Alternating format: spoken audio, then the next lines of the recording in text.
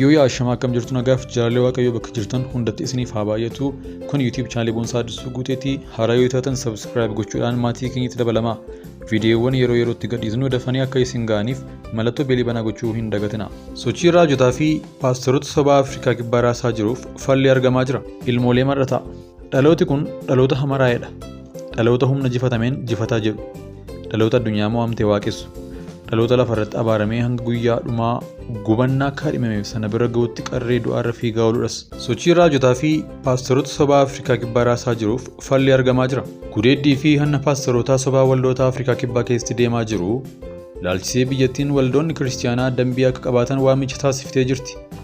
Ji'oota darban keessaa gamaaggamaa raajotaa fi paastoroota sobaa irratti gaggeeffameen salphinoonni hedduun mul'atan ni jiru. Pirezidaantiin biyyattii Siriil Raamafoosaan lammiilee Afrikaa kibbaa walitti dhufanii paastoroota sabaa to'achuu akka qaban dhaamanii jiru.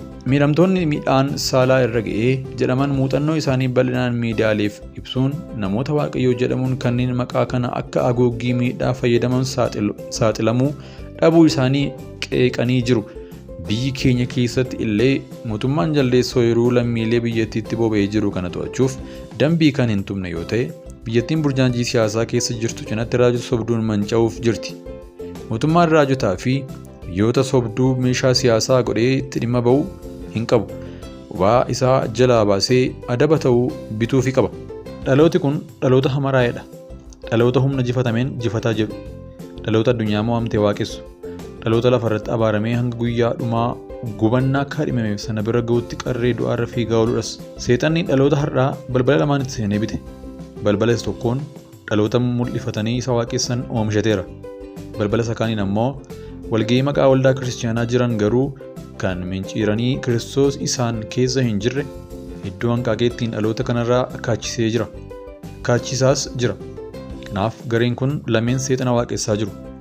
Namoonni hedduun waa'ee icciitii seexanaa yeroo dubbannu tiyoorii raagmeessa jechuun qeeqa dheeraa dhiyeessu. Amma garuu dhuunfaatti dubbannee waan ittiin qeeqamaa turreef jirruu fi miidiyaalee gurguddoon addunyaa walharkaa fuudhanii gabaasaa jiru. Ilmaan badiis ifatti of baasanii hojii isaanii eegalanii jiru. Ameerikaatti ifatti seexana waaqessuun baramaa dhufee jira. Wanti dur golgaatti dhoksaan raawwatamu amma ifatti seera qabeessa ta'ee ija addunyaa duratti raawwatamaa jira. Inumaayyuu beeksisa hojjetanii barjaa maxxansanii kottaa nu wajjin seexana waaqessaa jechuun bira ga'ameera. Ameerikaa Boostonitti walga'ii guddaan seexana waaqessuu gaggeeffamee jira. Namoonni kun ammoo Saataanist warra seexana waaqessan jedhamuun beekamu. Galma walga'ii keessatti wantoota sirna seexanaa waaqessuu kana irratti raawwataman keessaa tokko cuuphaa dhiisisuudha kan jedhamudha. Kunis wanta dur sirna namoota amantii kiristaanaa keessa turaniin raawwataman itti gansiisanidha. Wantoonni sirna seexanaa waaqessuuf barbaachisan hundi qophaa'anii jiru. Ibsaan shaamaa qabsiifamee jira.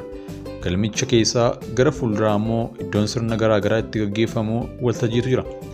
Bifa urjiitiin kan hojjetame peentaagiraamii yookaan rookshaneen bifa adiin hojjetame waltajjicha fuuldura kaa'amee jira. Namoonni sirna waaqeffannaa seexanaa kana irratti hirmaatan wayyaa fuula isaanii dhoksuu fi gurraacha uffatu. Harki isaanii cancalaan erga hidhamee booda irra hiikama. Kunis walabummaa isaanii labsachuu agarsiisa akka namoonni achirratti hirmaatan jedhaniiti.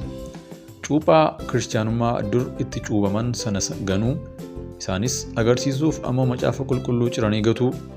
Galmi seexanaa yookaan The Satanic Temple mootummaa USAtiin qaama seerummaa qaba. Ameerikaa, Awurooppaa fi Awustiraaliyaa keessatti namoota adda bahanii seexana tajaajilaniif galma itti waaqeffatan ifatti qabu. Jay Bilaakis walga'ii guddaa Saataan Koon jedhamu gaggeeffatanii jiru.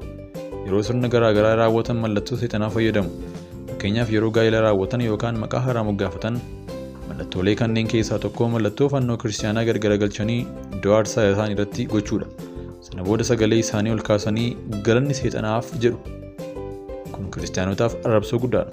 Mana sagadaa seexanaatti oduu himaa kan ta'e Dees Jaardiin dogoggora mallattoodhumaa nuti fayyadamnu hedduu isaaniitu arrabsoodhaa jedha. Nu keessaa fannoo gadi garagalchanii godhatan qabna. Yeroo sagantaa keenyaas eegallus macaafa qulqulluu ciruu wantoota nuti goonu keessaa tokkodha jechuun macaafni qulqulluun jaallattoota saala wal fakkaataa LGBTQ fa'aa waan balaaleffatuuf akka ciran dubbata. Bakka walga'iin kun itti gaggeeffamutti namoonni warri sirna waaqeffannaa waaqessuu irratti argaman miira garaagaraa keessummeessu. waan akka gaanfaa qeensa bineensa fakkaatu tumaa qaama bifa garaagaraa qabuu fi mallattoo garaagaraatiin of gammachiisu. Muuziqaa garaagaraa fi barsiifnis ni kennama. Waa'ee seexanaa waaqessu, seexaanizimii fi ofiin of gammachiisuu irratti barumsi ni kennama. Xiyyeeffannoo namoota kanaa keessaa tokko siyaasa leellisuu, amantiif mootummaan yookaan biyyi gargar bahuu qabu jedhu.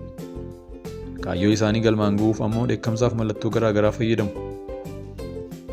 Fakkeenyaaf Oklahoomaa keessatti siidaan seexanaa meetira 2.8 dheeratu nuuf dhaabbatu jechuun mana murtiitti himatanii turan. Bakki isaa ammoo iddoo kanaan dura siidaan ajajaa kurna jaafa qulqulluu itti dhaabbatee turedha. Booda manni murtii himata isaanii irraa ka'uun siidaan ajaja kurnaa macaafa qulqulluu akka ka'uu murteesse. Dubartiin mirga ulfa baasuu qabdi jedhanis ni falmu. Kanumarraa ka'uun baruma kana karaa onlaayinii kilinika banuun nama ulfa baasuu barbaadee fi kiniinii ulfa baasuu karaa mana poostaa erguu eegalanii jiru. Artistoonnii fi warri mi'a adda addaa gurguran meeshaalee mallattoo seexanaatti jedhamee qaban gurguruuf galma seexanaa biraa ijaajjanii jiru. Bobboca garaagaraa kan seexanni issi jaallataa jedhu fa'i ofirraa qabu ni gurguru. Meeshaalee biroos kan seexanni nu eebbisedha jedhanii gurguru.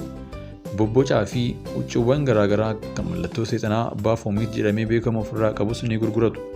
Baafoomit mallattoo seexanaa qaama namaa fakkaatu garuu kan mataan isaa mataa re'ee fakkaatuu fi wantoota garaagaraa ofirraa qabudha. Seexanni galmi seexanaa kun tiishartii ofiin maxxansiisee gurguruu qaba. Miseensota irraa qarshii ni sassaabuu, adeemsi amantichaa deeggarsaa fi galii gurgurtaa meeshaalee mallattoo seexanaa ofirraa qabaniin socho'a. Kitaaba ijoollee haaraa mata duree nagaan bulii Baafoomit jedhu qopheessuun maxxansiisanii jiru. Kunis ijoollee gara waaqeffannaa seexanaatti hawwachuu fi namoota haalaala dhaabbatanii ilaalaa turan adda baasanii hawwachuuf kan karoorfamedha. Galmi seexanaa qajeelfamoota ittiin gaggeeffamu 7 qaba.